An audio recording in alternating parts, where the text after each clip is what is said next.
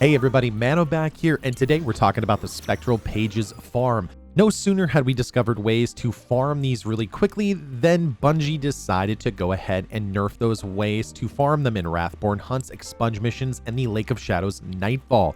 To say the community was unhappy would be an understatement. The bulk of the community on Twitter came out to voice their displeasure with this change, especially because a lot of people are just trying to find god rolls of Jurassic Greens before this event ends in 3 short weeks. Even Destiny elitist Dado was like, "Dearest Chief, this is one that I do not know about." Now, I don't know about you, but I imagine that some of you are students who are getting ready for midterms. Maybe you're a parent trying to take care of a couple of kids.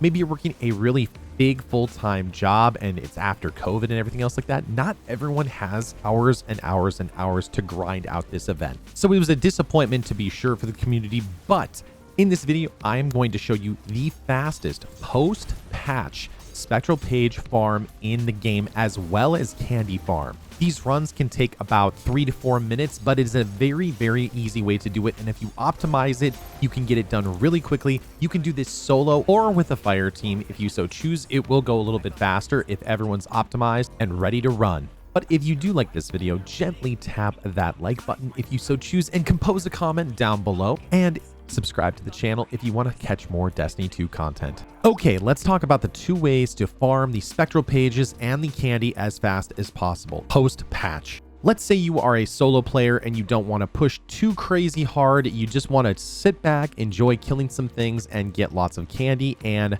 Spectral Pages. What you should do is go to the EDZ and farm all of the public events that are there. There are ones that you can complete in seconds, and there are ones that take a couple of minutes to complete. We're going to focus on you getting the ones that can be done very, very quickly.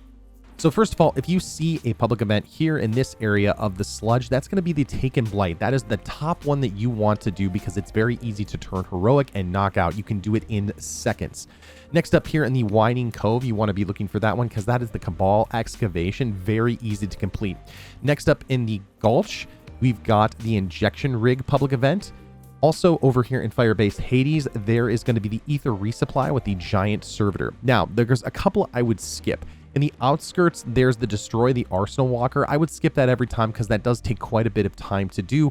In addition, you could do the Glimmer Extraction, which happens at multiple places. It happens here in the Trossland, here in the Gulch, and here in the Sludge, but I'd say skip that. You can probably find quicker public events. Worst case scenario, you do that. It takes a little bit longer. It's not a big deal. And finally, if you want to go up to the Sunken Isles in case if there's no other public events, you could certainly go up there, but that's usually going to be the Destroy the Arsenal Walker one, and that takes quite a bit of time. If you are unaware of how to make the public events heroic, here is an awesome guide from Nyrus.tv on how to make these public events heroic. Just pause the video and take a look at this, and those are the ones you're going to focus on the EDZ.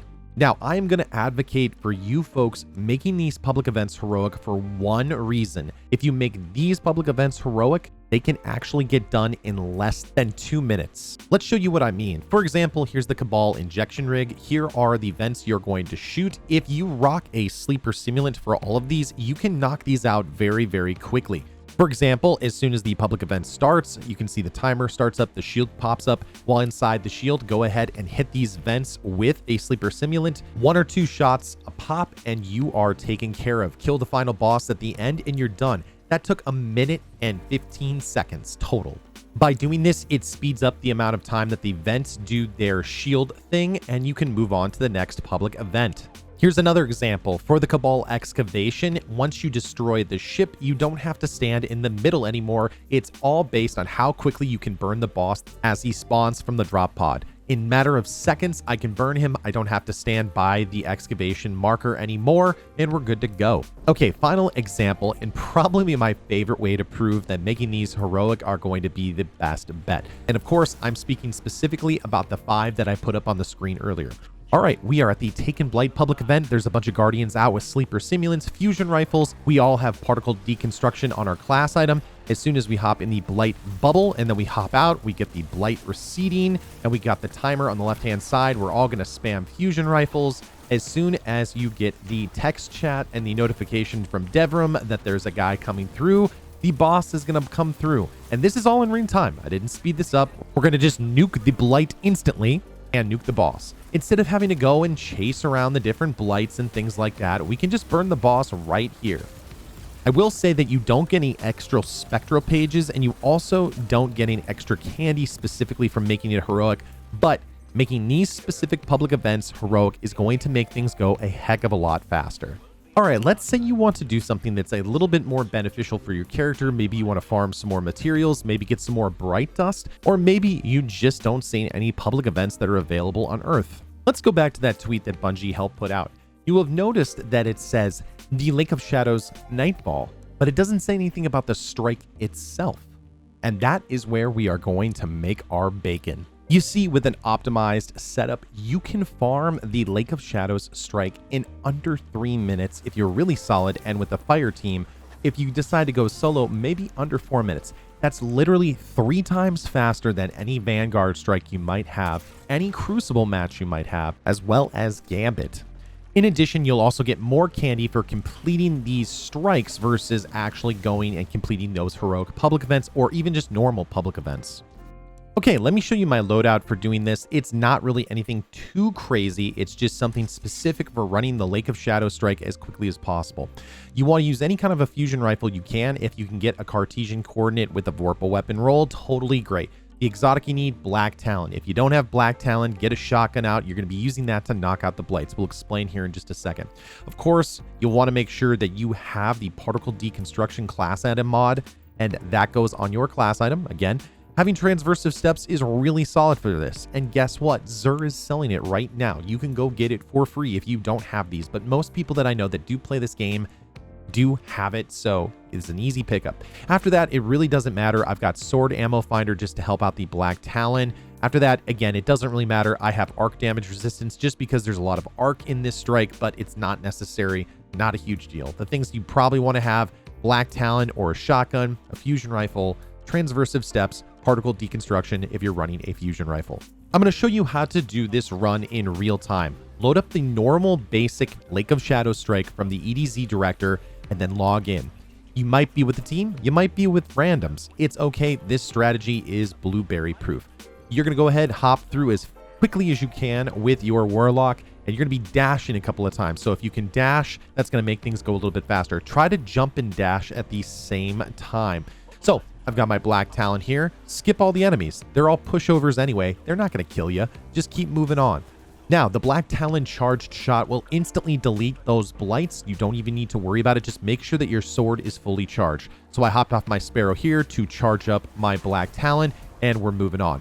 Now, if this was the Grandmaster Nightfall, I would do the reverse thing where I would do the third blight, the second blight, and the first blight. But since this is the normal version of the strike, they aren't going to really kill you. They might do a little bit of damage or anything else like that, but you should be able to blow through them pretty quickly. As soon as the boss spawns in, either hit him with a grenade, a charge fusion shot, or a sword shot, move on. Now, you can pop your Sparrow here, go through this area, through all the tunnels, and then you can make your way through all of these little pathways here in Mavic Square. Don't fight any of these enemies. It's not a big deal. Just skip them. It's not a big deal at all. They won't rush you. You do need to worry about the taken blight effects, but you're just going to jump down here, again, kill the boss to unlock the next path. Now, if you're really fast and you're really good, you can actually speed through this area a little bit faster. I'm going to just take a second and not do the crazy fast strat. I'm going to be hanging just a little bit to the left side of the bridge. If you're lucky, you might get a blight to hit you. You will need to watch out for those snipers who can hurt you a little bit more. I'm going to take the inside path here, come around the corner, and you guessed it, just focus on the boss. As soon as he is dead, he will open the door. Sometimes he likes to move around, so just take a second, make sure you're not going to die to any of the snipers. You can see I took cover behind the box, and we're good to go. Move on. You don't even need to fight any of these enemies. Just keep moving. Just jump up here to this platform and jump up to this bridge, and you're just going to make your way to the boss. There's a wizard here you do need to be careful of because she can do some pretty solid damage here, but just nuke her with a fusion rifle, a grenade launcher, pretty much anything. At this level, she'll pretty much die if you throw a paperclip at her.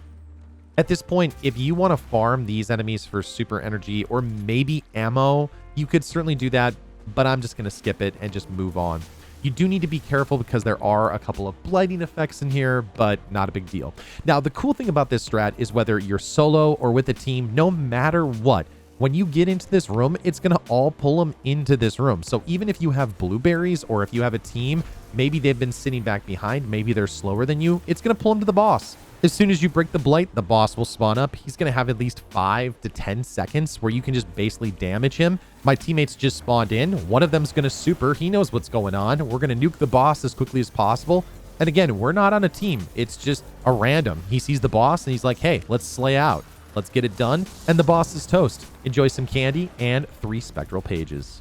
In addition, you'll also get Strike Reputation at Zavala, which means that you'll get more legendary items, as well as you can use these opportunities to farm these Strike bounties for Bright Dust, which will help you get any of your Eververse cosmetics as well. That's all there is to it. Choose the path that you feel most comfortable with and go farm some candy and some spectral pages. Using these farms is going to help you complete everything that you need to get done for the Festival of the Lost event. I hope you learned something, and if you did, a positive rating is greatly appreciated. Hit that subscribe button for more Destiny 2 content. Compose a comment down below. Let me know what strat you're going to be using. And if you need any other help in PvE, from Grandmaster Nightfalls to raids to exotic quests, come on over to twitch.tv/manodestra. I do tons of help all the time, and I would love to see you there. Good hunting, Guardians. I will see you next time in the universe of Destiny.